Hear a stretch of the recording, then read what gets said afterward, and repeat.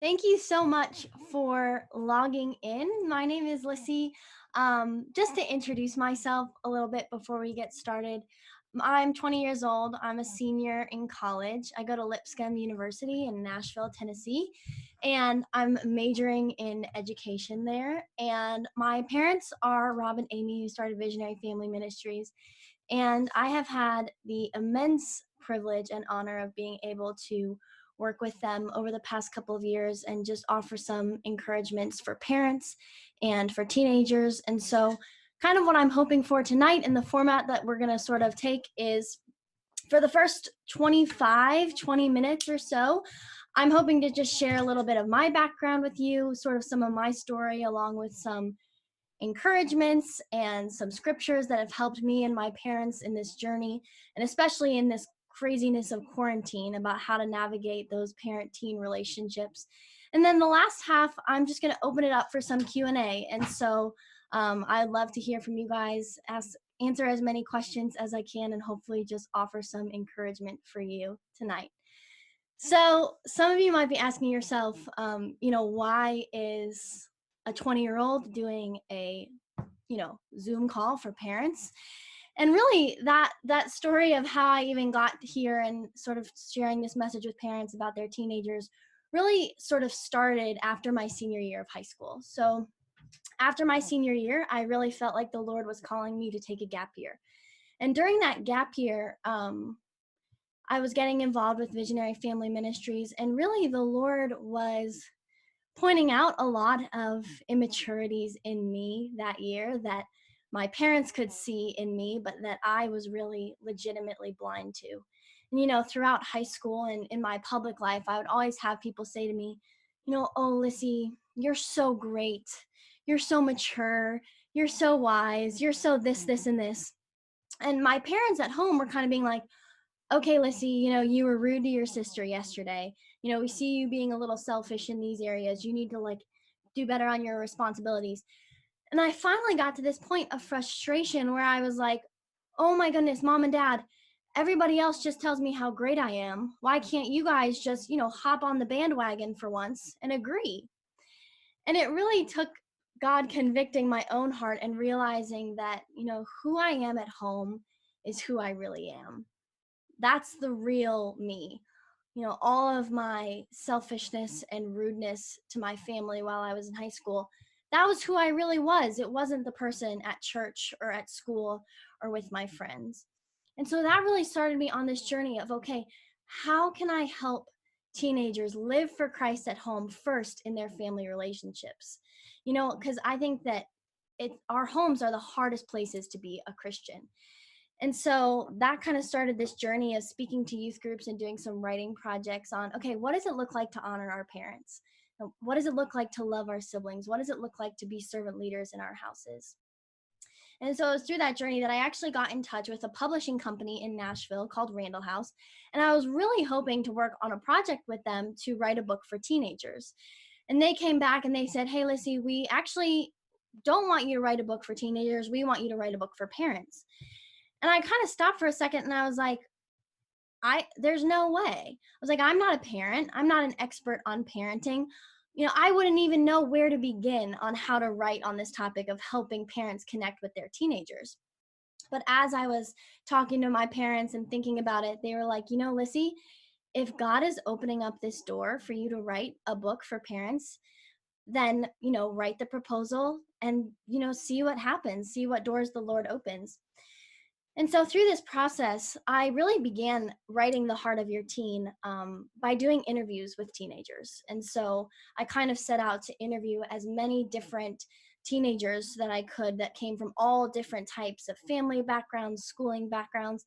And I just asked the question, what did your parents do really well that helped build a relationship with you while you were in high school?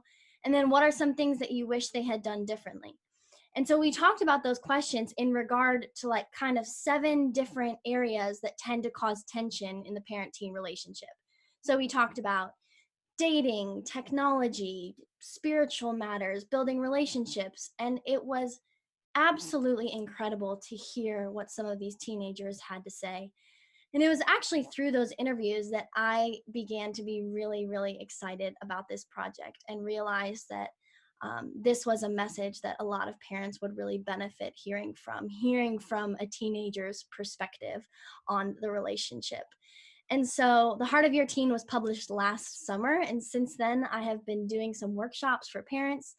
And really, even tonight, I'm not here as a parenting expert. I'm not here to tell you you should do this, this, and this. Really, all I'm aiming to do is to kind of give just some encouragement for you on what helped my parents and I build a relationship with each other in high school, as well as testimonies from other teenagers and some scriptures that helped us along the way. So, for our short time that we have tonight, and I thought that this topic was especially applicable during quarantine, is we're just going to talk about, how can you better build a relationship with your teenager? And in our home, we use this phrase that relationship has to come before discipleship. Relationship has to come before discipleship. Before you can have a mentor discipleship relationship with someone, you have to first put in the work of having the foundation of a loving relationship with that person. And even my parents, when I was in high school, they knew that in order to disciple me spiritually, that had to come from the base of a loving relationship. One of the teenagers that I was talking with, she shared this testimony about her dad when it came to their relationship. She said, I got super annoyed with my dad when he tried to disciple me spiritually because it didn't feel like there was any love in our relationship. Whenever he told me about biblical things, it just made me mad, and I would tell him that I didn't want to hear it. The weird part was that reading those scriptures on my own was actually meaningful to me. The state of my relationship with my dad made it really hard for me to accept anything he had to say, even if it was actually helpful. And what I would just, kind of encourage you with is that as I was listening to these teenagers and hearing these stories again and again, I've witnessed so many Christian parents with the best intentions trying to spiritually disciple their teenager, but the relationship was riddled with anger and bitterness. And so, really, this boils down to building a relationship with your teenager. It first starts with something called heart connection. And heart connection, in its essentially, is building a relationship of openness, honesty, and trust with your teenager. So I'll say it again, that heart connection is building a relationship of openness, honesty, and trust with your teenager. And in our house, my parents have placed a lot of emphasis on this heart connection, but it really didn't register for me. It didn't really become real for me on why it was so important until really my freshman year of high school. And so when I was in high school, I remember going on to a conference with my dad where he was speaking. And I just recall having this feeling, kind of this pit in my stomach that I needed to be talking to my dad and sharing with my dad some things about my relationship with boys. And now I did not have a boyfriend at the time. I think I had a crush on a guy at church or something. And I really wasn't quite sure why I was feeling this way. I was just feeling this strong urge that, okay, this is something that I should be talking to my dad about. And I remember that weekend, like gearing up for that conversation. And I just had this pit in my stomach, like it was the last thing in the world that I wanted to do. And I was so afraid. And I was thinking to myself, Lissy, this is crazy. I mean, you love your dad. You have a great relationship with your dad. Why are you so scared to talk to him about this? And it just wasn't making sense to me. But I finally pushed through all of those feelings, and we ended up having a conversation. And the feelings of warmth and closeness and love that I felt with my dad after that time was greater than anything that I could have ever imagined out of that conversation. And so I left that weekend feeling so encouraged, feeling so uplifted, and feeling so close with my dad. Now, fast forward to about a month later, and I was getting that same kind of feeling. All right, there's some things that I need to be talking to my dad about. And I had that same feeling of dread. Like it was the last thing in the world that I wanted to do. And I had so much anxiety and so much fear over sharing what was going on in my heart with my dad. And I just remember again thinking, Lissy, you just did this a month ago. It went great. Why are you afraid? Why are you so scared to talk to your dad about this? And it really took this cycle of pushing through those feelings until I finally realized that that was intense spiritual attack coming against my relationship with my dad. I really believe that the parent child relationship is so powerful, and that when parents' hearts are turned to their kids, and when kids' hearts are turned to their parents in a relationship of love and honesty and trust and discipleship, that there is so little that the enemy can do to tear that child away from the Lord. And that spiritual attack, it intensifies during the teen years. And I was blessed to have a home with two very intentional Christian parents, but even then the spiritual attack on our relationship was so difficult at times. So throughout my high school years, we had to be praying very intentionally and very diligently against the attack in our relationship, and just pray that God would give us hearts of openness and honesty and love towards one another. And so really it's building that heart connection with your teenager that I believe can really transform a relationship. And we're in this crazy time of quarantine, and in my mind, kind of what better way than during this time when everyone is home to kind of take those first steps in building that heart connected relationship with your teenager. So I want to give you just some really practical things that you can do to help build that loving relationship with your teenager during these quarantine months. I can remember as a teenager, and as I was sort of growing in this conviction of sharing my heart with my dad and sharing what was going on in my life with my dad, I remember that for me, being the initiator of conversations was really hard. It was really hard in the midst of our busy and crazy life to say to my mom or my dad, "Hey mom, I'm going through something. Can I talk to you for a minute?" That required a lot of courage. And honestly, it was kind of hard to do with, as I just said, that sort of pit in my stomach that I would feel sort of every time I was ready to have one of those conversations. And as my parents and I were navigating through this, something that was really helpful for me was that my parents started making an effort to ask really intentional questions about my life. One thing that my dad would do kind of once a month is that we would go out for breakfast on Saturday morning, just the two of us. And during that breakfast, he would ask me questions like, "Hey, Lissy, how's school going? How's stuff with your friends? Like how's your relationship with God? How are things with boys? How are you feeling about that? Is there anything that you would want to share with me?"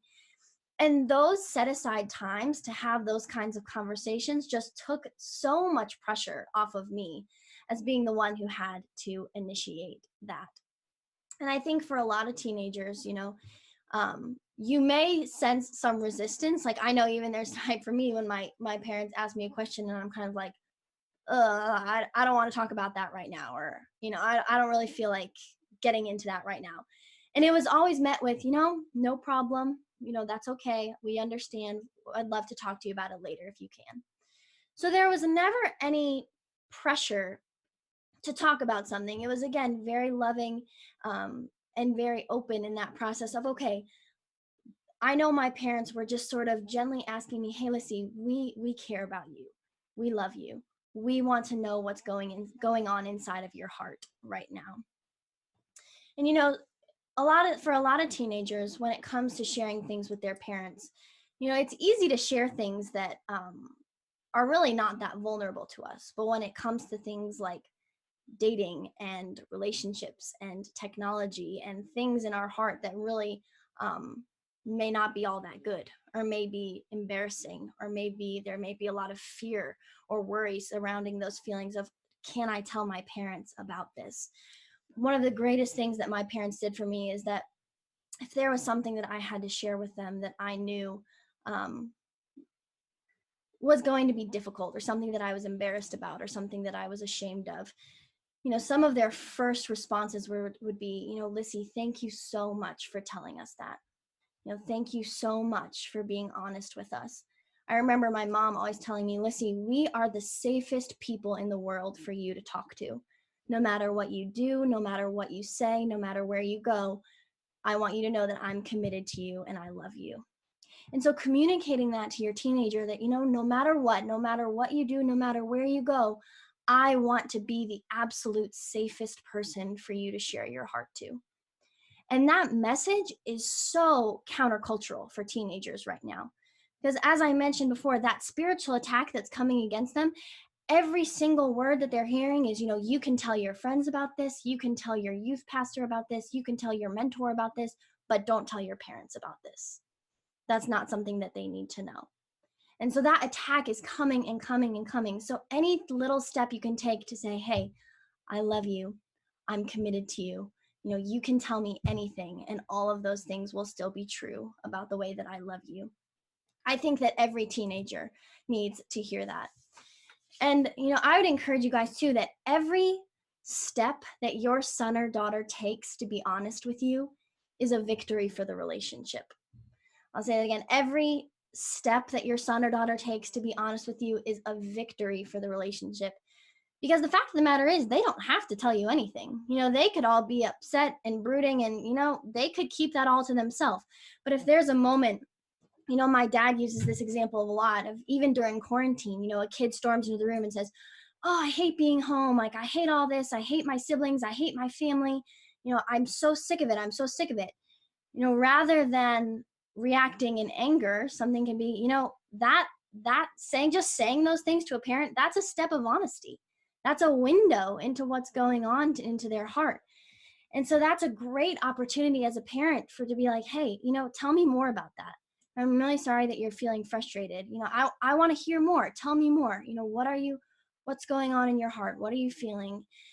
And, in this quarantine season, as I'm sure a lot of you are aware, I think that it's really difficult for teenagers in this craziness of quarantine. And I know it was really difficult for me coming home from college, and the losses that I kind of experienced and that my siblings experienced, it's totally come in waves of frustration and disappointment and hurt. And so, there really has had to be a lot of grace in this season and a lot of conversations. I've had multiple times in the past couple of weeks where I've just had to come to my parents and say, hey, I'm really struggling with this right now. I'm really having a hard time. I don't know why, but, I would love to talk to you guys about this because, I'm struggling. And so getting into the habit of having those conversations with your teenager, I think really sort of sets you up for the future of your relationship with them. And because I think even when it comes to sharing things that might be difficult, if you have a relationship where your teenager can feel like they can tell you anything, where they can be completely honest with you, you will have influence over them. And you will be able to speak into them and speak wisdom into them. So really, we talk about keeping the lines of communication as open as possible. And the last thing that you want to happen as your teenager grows into adulthood and as they transition into college is for the communication to shut off. Because once the communication is lost, then a lot of that discipleship is lost as well. And so I think that really maintaining that heart connection is such a beneficial thing that you can do with your teenager while they're home during quarantine. And, another aspect of that, I think, is really speaking words of affirmation. And I remember one time when I was in high school, my mom and I had gotten into a conflict, and we butt heads a lot. Just we have very similar personalities, so we can tend to, rub each other the wrong way sometimes. And I remember having this conflict with her in high school, and I think I was crying in my room, and she came in and was talking to me, and she was like, Lissy, do you know that I love you? And I was like, yeah, of course I know that you love me. She was like, well, do you know that I'm proud of you? And I was like, well, no. I was like, I don't think you're proud of me. Like, I really don't think that. And I think that was an eye-opening moment for my mom to realize that those were words that I really needed to hear.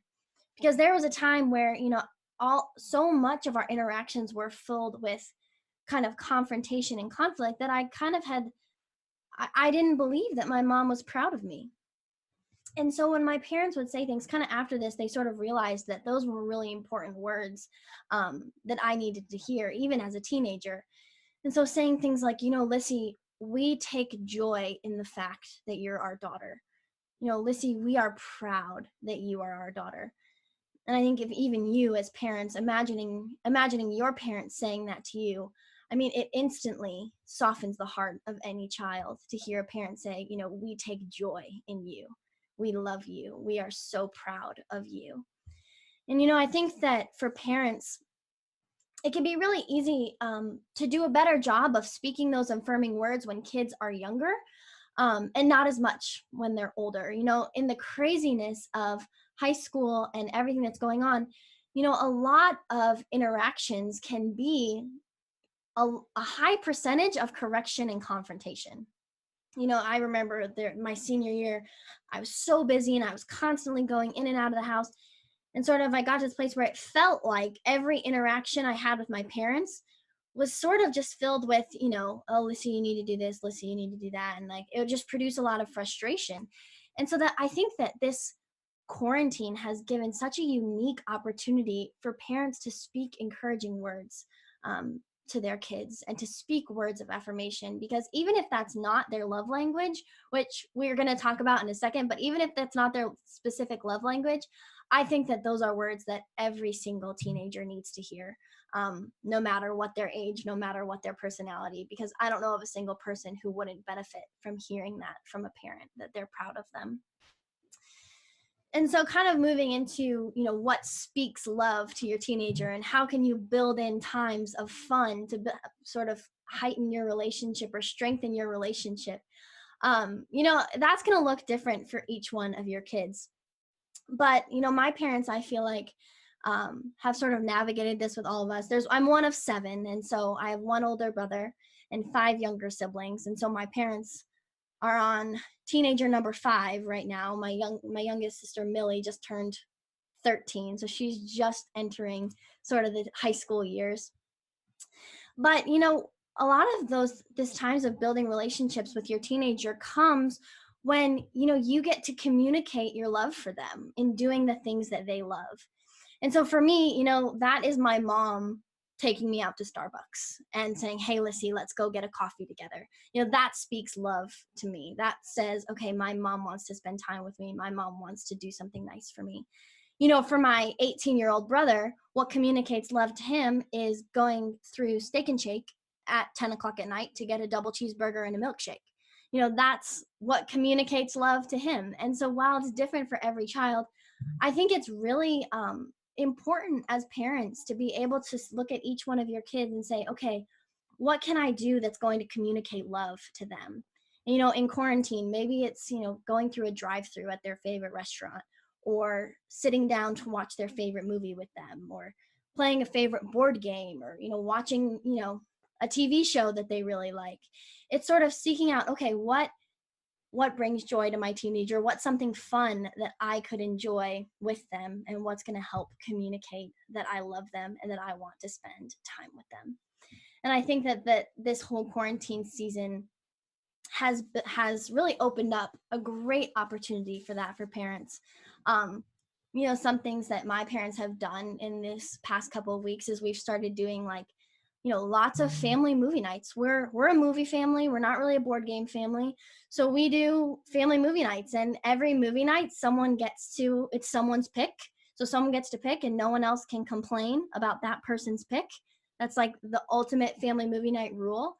And we all get to sit down with some popcorn or ice cream or candy and enjoy a movie together.